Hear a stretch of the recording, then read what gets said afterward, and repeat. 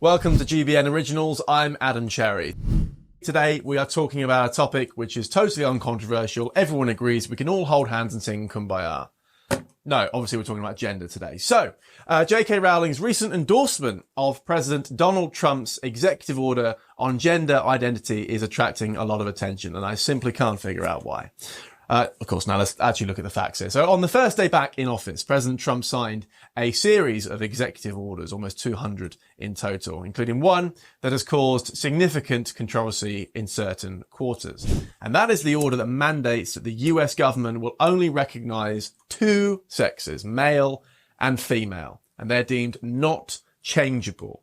It also requires officials to use the term sex rather than gender in official documents, and it dictates that identification documents like passports and visas must reflect what Trump calls an individual's immutable biological classification as either male or female.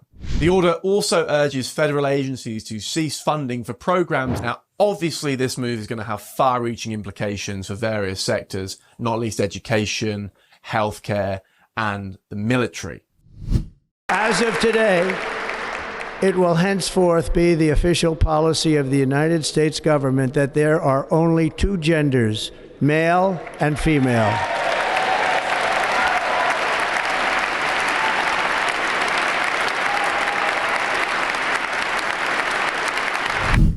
Now, amidst the backlash from LGBTQIA+, did I get them all? I think I did, rights groups, one voice stands out in support of Trump's action, and that is J.K. Rowling, who of course wrote the Harry Potter series. Although she spends most of her time these days talking about this topic, she's been increasingly vocal on gender issues in recent years, and frequently takes to Twitter/X to talk about it, and this is no exception.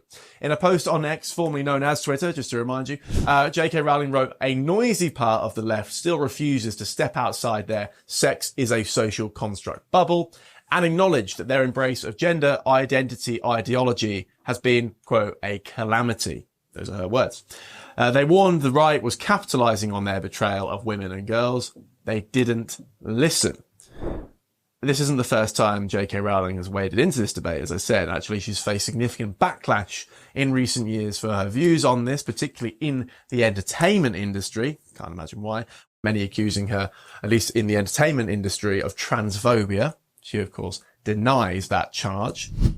So Harry Potter author J.K. Rowling is facing some new backlash over a comment about gender. She's been in this water before. She's defending Elon Musk for taking a stand on Twitter. Media Buzz host Howie Kurtz reporting live from Washington. Hi, Howie.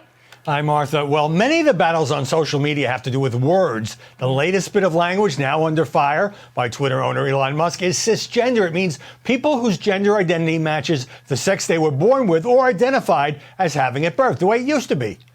Musk has now declared that cisgender, or cis, is a slur, and that anyone using it could be barred from tweeting. Quote, "Repeated targeted harassment against any account will cause the harassing accounts to receive, at minimum, temporary suspensions." This debate, as you say, has gone viral since J.K. Rowling, the famed Harry Potter author, weighed in to support Musk, calling cisgender ideological language. You have a perfect right to believe in unprovable essences that may or may not match the sexed body, but the rest of us have a right to disagree and to refuse to adopt your jargon.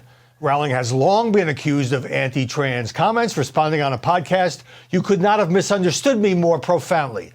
Musk, who was reacting to a complaint by a British anti-trans activist, also has a negative reputation in the LGBTQ community. He recently said sex change surgery for transgender minors should be criminalized.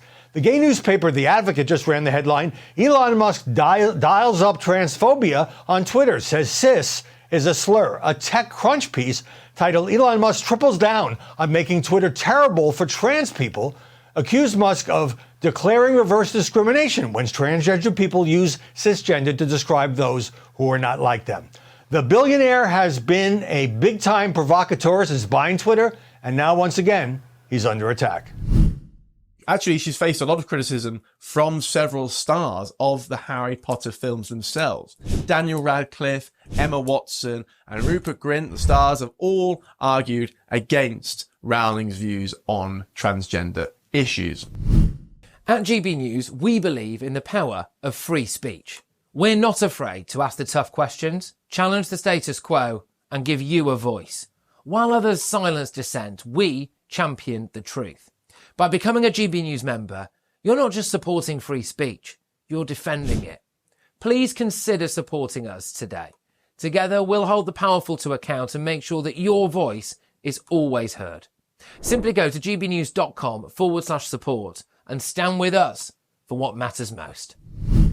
Radcliffe stated a few years ago, it's clear that we need to do more to support transgender and non-binary people, not invalidate their identities. Watson said similarly, saying trans people are who they say they are and deserve to live their lives without being constantly questioned or told they aren't who they say they are. However, Rowling isn't without her supporters, because Ralph Fiennes, who of course for fans of the series know played Lord Voldemort, actually came to Rowling's defence, labelling the abuse that she's received as disgusting and appalling. Now, Rowling's endorsement of Trump's executive order has reignited the broader debate about gender identity, women's rights, freedom of speech, how they all intersect. Supporters of transgender rights argue that policies like this order can lead to discrimination and harm of an already vulnerable community. They would point to high rates of mental health issues and suicide amongst transgender individuals as evidence for the need of greater acceptance and, crucially, of legal protection. But on the other hand, you'll see those who support Rowling's stance argue that there are legitimate concerns about the impact of certain transgender policies on women's rights and women's only spaces. They worry about the potential for the abuse of self-identification laws, and we have seen that in this country and in the US, and the erosion of sex-based protections. So the debate isn't confined to social media and celebrity grandstanding. It's having real-world impact on policy decisions. In the UK, for example, new draft guidance from the government states that schools in England should abstain from instructing students about gender identity. The directive was confirmed by then Prime Minister Rishi Sunak, who stated that the guidelines aim to shield children from inappropriate content. Obviously, the debate is far from over. This is going to roll on and on and on. And Trump's executive order and Rowling's support of it have once again brought these issues to the fore. Of course, we're talking about it today, and I'm sure we will again. This is Adam Cherry for GB News, reminding you to stay informed, stay engaged, and always remember to question the narrative. Thank you for watching. Don't forget to subscribe to our YouTube channel. We'll see you next time. At GB News, we believe in the power of free speech. We're not afraid to ask the tough questions, challenge the status quo, and give you a voice. While others silence dissent, we champion the truth. So by becoming a GB News member, you're not just supporting free speech, you're defending it. Please do consider supporting us today. Together, we'll hold the powerful to account and make sure your voice is always heard. Simply go to gbnews.com/support and stand with us for what matters most.